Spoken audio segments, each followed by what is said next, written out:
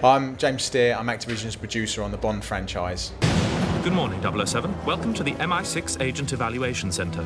This course is mandatory for 00 agents. So in our version for the Wii last year, we took the story of GoldenEye and updated it for kind of news that's relevant today. So it's more about the banking crisis now versus the Cold War, which the original movie and game was about. So that's one area that we've obviously developed.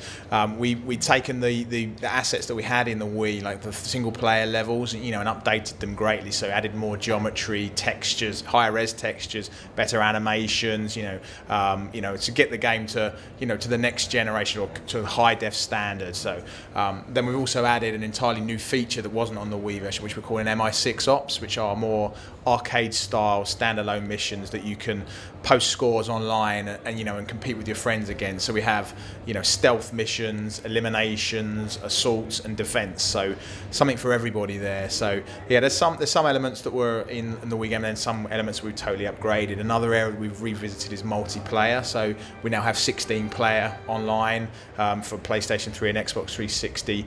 New maps, new modes, new characters, new weapons. So there's a lot that's been kind of upgraded for this game.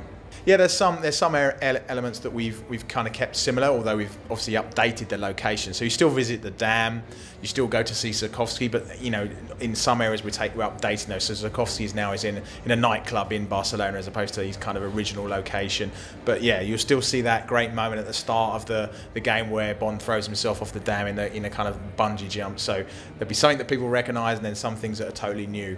Going back to the MI6 Ops is entirely new for the PlayStation 3 and Xbox 360. So that is a standalone a number of missions that create a very different style of gameplay for the single player person. So if you're a guy that likes to play stealth, you can pick those missions and play through. If you like to be defensive, you can play wave defense, or if you're a run and gun guy, you might want to play assault or elimination. So that's totally new.